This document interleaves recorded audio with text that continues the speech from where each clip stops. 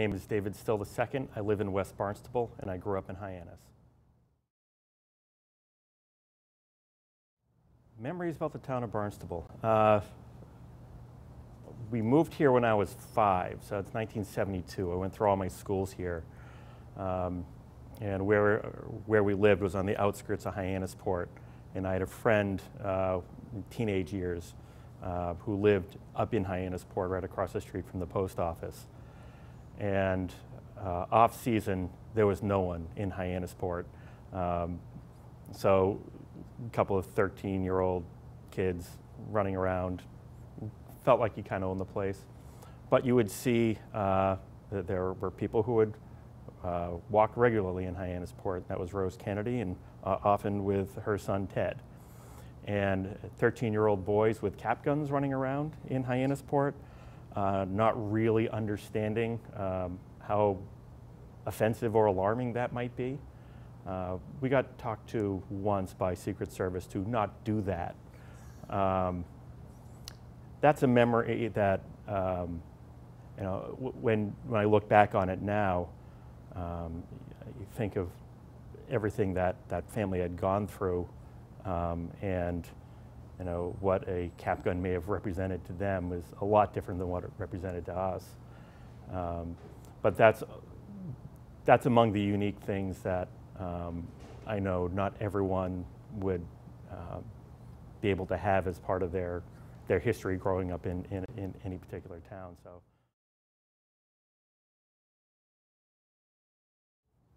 I graduated Barnstable High School in 1985, and I actually just was at my 30th reunion last weekend with my wife, class of 1985. There are a couple of us who were couples from the class of 1985 who are still started dating in high school, got married, still show up at reunions, still don't have that far to travel because we live in town.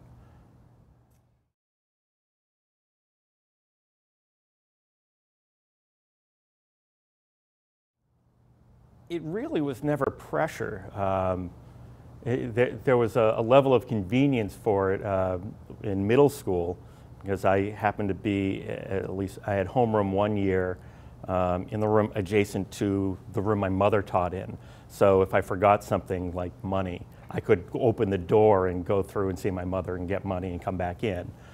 Both of my brothers were good hoop players. I was not.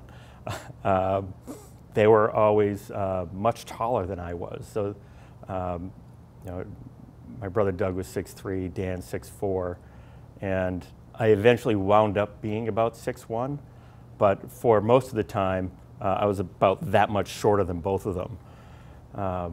But going to school together, there wasn't a whole lot of like pressure you need to be like or anything like that, and that they would put on me, that my parents would put on me, or teachers would put on me. It was just, they were my brothers, and that was my family.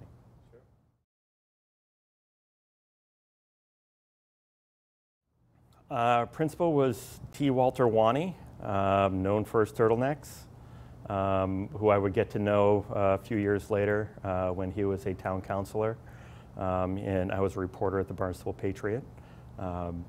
Which is interesting. I also had a speech teacher who, name of Len Gobeil, my freshman year, which would be interesting years later to have interactions with him as a reporter at the Patriot and at other times. But high school in the 1980s, Barnstable High School in the 1980s, different kind of place. It was an open campus. You could leave for lunch. People smoked in the quad. People smoked in the busport. You know, and as high schools go, it probably not too much different. You know, you have your cliques, you have everything else. But good experience. You can find your places. Good friends. My senior year was the first year that Mick Carlin was there. And Mick had taken over the journalism program from Herb Deans. And Herb was very kind of old schooly, and Mick was probably 26 at the time. And I was an editor at the high school paper. I think it was sports editor. But you do other things as well. And we didn't really appreciate the kind of work that we did. And then we won a bunch of awards. And then my college, which was North Adams State College, we won a bunch of awards. And then, you go on to professional life, you win a bunch of awards. And it all kind of started there. And you look back on it and say, well, I guess I was prepared for something.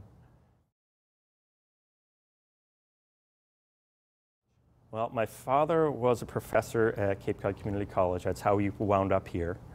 And professors at state schools get free tuition for their children at state schools. So there was an incentive to go to a state school. I was the only one of the three brothers who actually did that.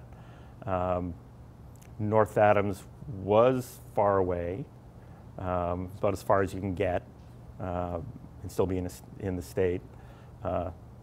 They let me in, and it was about the right size, and it was a good choice.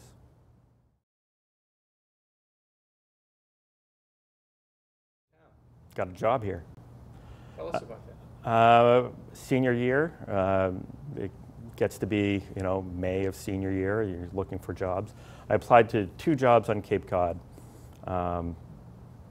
One was the then Yarmouth Sun, which is a weekly newspaper run by the Memorial Press Group, and the other was the Barnstable Patriot.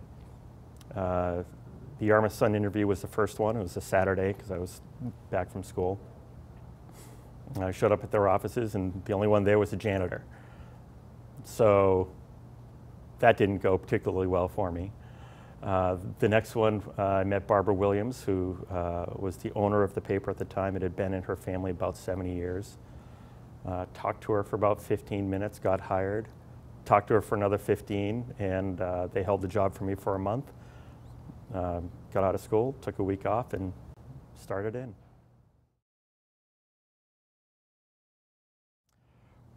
Barbara was probably 4'10", maybe 80 pounds. I always had a pack of Marlboro red box, or red package. It wasn't the box, it was a soft pack. Marlboros. And quiet, but you understood what she wanted. We shared an office. And so we would wind up talking about her gardening, about her family, and about what she wanted for the paper. She never really wanted the attention for herself, but she wanted her paper to speak for the town and the people of the town. Didn't mind when the paper took swipes at people if she thought it was right, and had a standard. But the day she hired me, she told me she wanted to retire.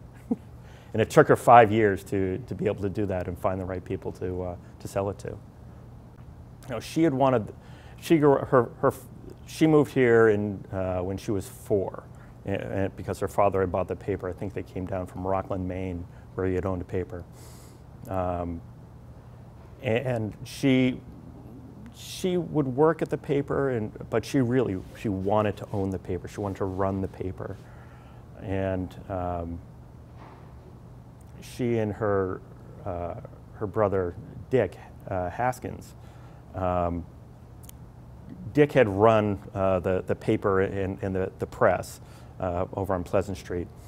But in 1974, there was a split. Dick took the press, and Barbara took the paper.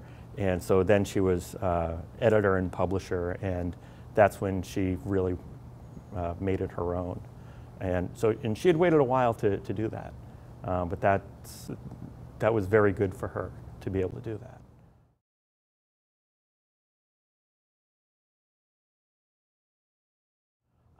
That wasn't happening when I was there. 2 years earlier, they had moved the main Patriot office from Pleasant Street down to the other end of Main Street. And there had been some falling out with the press, so they had needed a new printer anyway. And they wound up printing at Lugene's in Cotuit, which was Luke Lally and his wife Jean, and now Mike Lally. A little less than 24 years. Well, story of the Patriots, kind of the story of the newspaper business. When I started with the paper, I was employee number 7 in a family-owned, small weekly newspaper.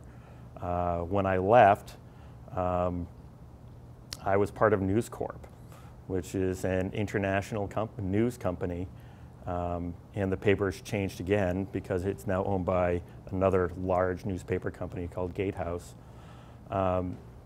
And so when it goes from a very personal ownership investment in the community for doing what you want to be doing to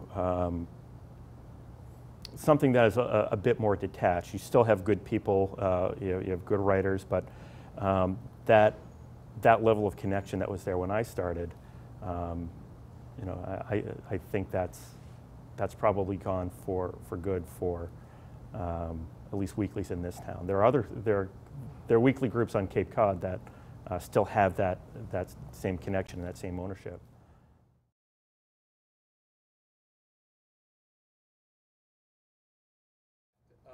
Well, it's the nature of the business. It's the nature of the ownership. It's the nature of how they would resource it, because the paper now is part of a group of newspapers that has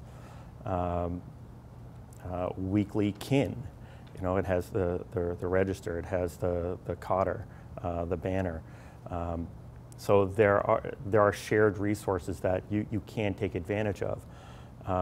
What that does is that as stories get swapped from one paper that used to be more dedicated to one town to with stories from perhaps other towns, it has that more Cape-wide regional type of feel, which again isn't necessarily a bad thing. When the Patriot started, the Barnstable Patriot didn't necessarily mean town of Barnstable. That was a county paper, although it was county paper in Barnstable Village, covering the town of Barnstable in Barnstable County.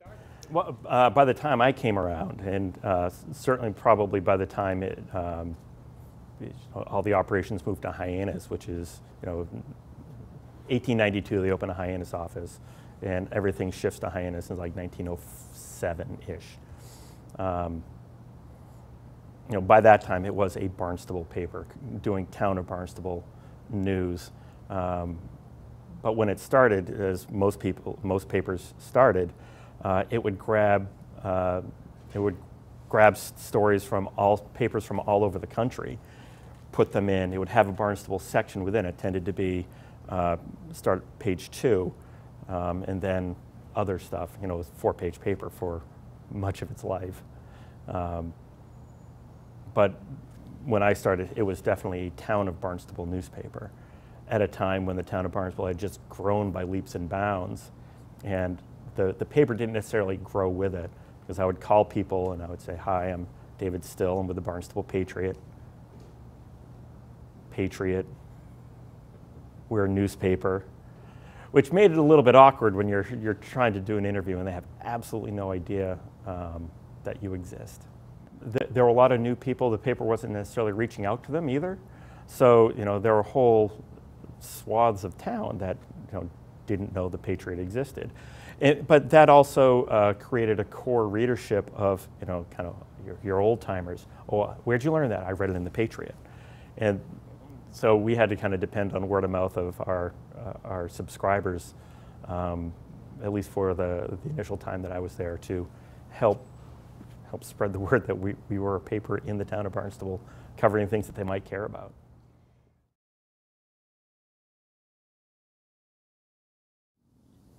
There were a couple of waves of, there were some hard times in the early years. I started in 1989. By 1991, the real estate market that had boomed through the 1980s had crashed. Banks were closing. Houses were getting foreclosed. And in 1991, 1992, probably if not for all the foreclosure notices that we printed, we might not have survived. And that would repeat itself in the 2000s when the recession came, and there was a whole bunch of bad paper out there for mortgages, and people were losing homes at a phenomenal rate. And we were never more profitable based on legal advertising. And what we tried to do is figure out a way, because we knew that wasn't going to last, to take the revenues that you were getting at that point and translate them into something that can survive on the other side. So that was difficult for a lot of papers to do. There were actually papers that went under because they had built revenues and projections and budgets based on an unsustainable flow of people losing their homes. It's a terrible way to stay in business.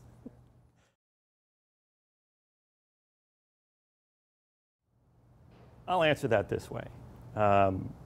We would come out, initially we would come out Thursday evenings, and then we came out Friday mornings.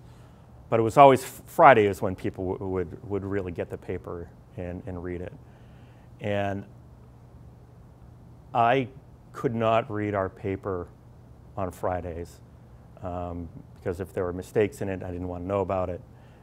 I did. But those are things that you can't get back.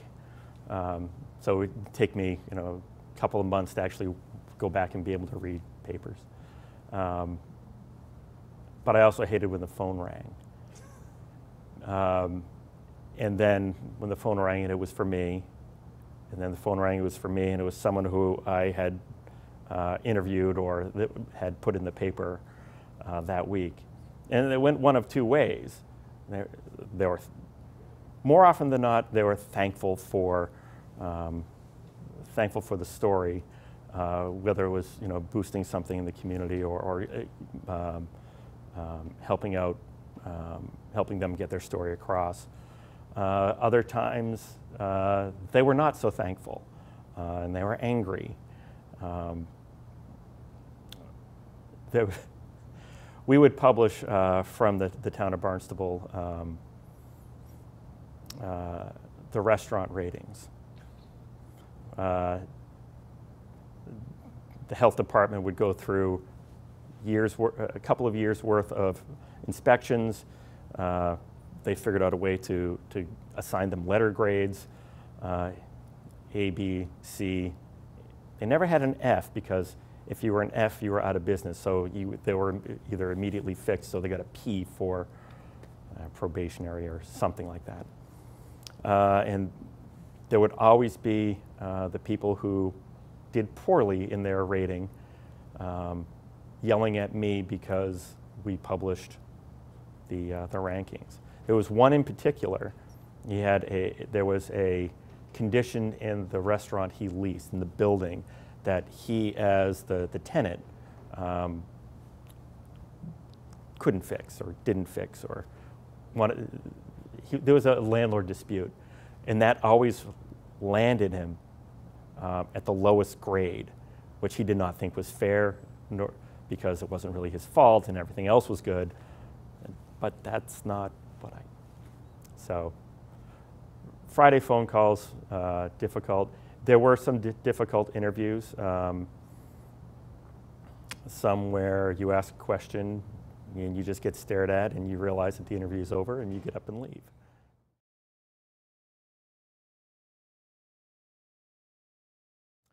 My first job, I helped my brother with a Cape Cod Times paper, and I helped a friend with a Cape Cod Times paper, but it wasn't my paper, so I would only get occasional money from that. I worked as a clerk at CVS at the Cape Cod Mall. I rode my bike there. It was before I had a license. And that was a good job. You're in the mall, you get a 10% discount at CVS.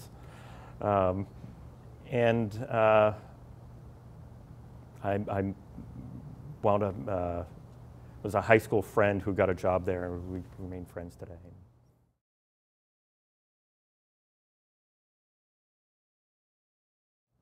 Well, I can't say that. They're all great. You know, Cotuit's great because you have to have a reason to go to Cotuit. You don't just drive through Cotuit. They have their own culture. They get a little weird. They get a little isolated, but they've got a post office, they've got a bar, they've got a place to buy some food. They don't even have to leave. But it's, you know, they occasionally want to leave the town, which I always kind of liked. I grew up in Hyannis, on the outskirts of Hyannisport, but you know, we would walk to the mall from there. That was great. And I can't say that I have a favorite. I have favorite parts of each one.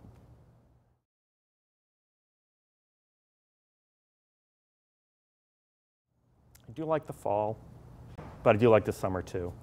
And you know, you try to do the summer things in the summer, because often you get into the pattern of doing what you do, and you forget where you live, and you forget that people save up and go out of their way to get here for a very short amount of time. And so occasionally you try to remember that and take advantage of it.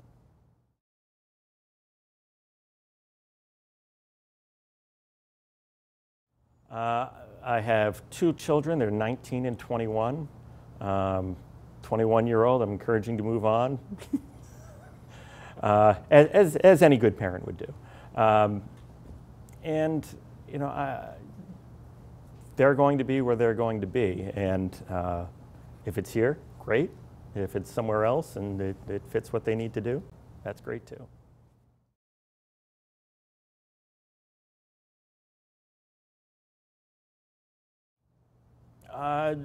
Diversity in not only in people, but in the types of opportunities that this town presents. From you know, it's rural, it's urban, and it's everything in between. So it's got a little bit of everything that you would want.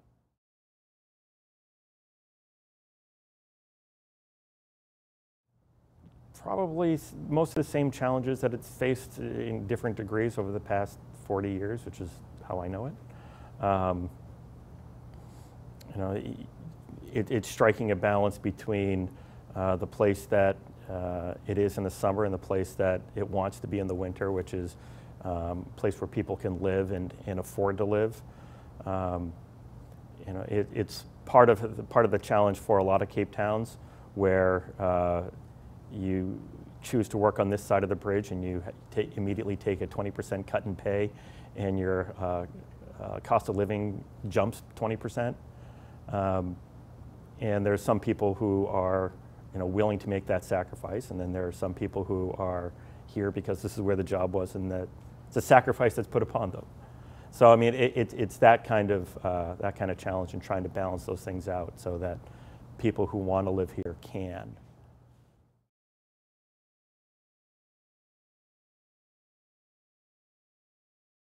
It used to be I would have an opportunity every week to suggest changes, small and large, and kind of stepping away from all of that. There are pieces of my former life that, boy, that was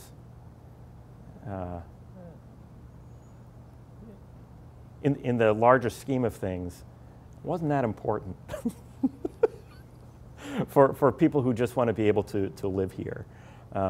And it's always been my belief that most people, what most people want from the government is to not know that it exists. Because that means the roads are getting taken care of, the schools are getting taken care of, the police, all of the things that a community is supposed to be able to do for its residents are getting done. And I think for the most part that the town hits the marks. My name is David Sill II. I live in West Barnstable.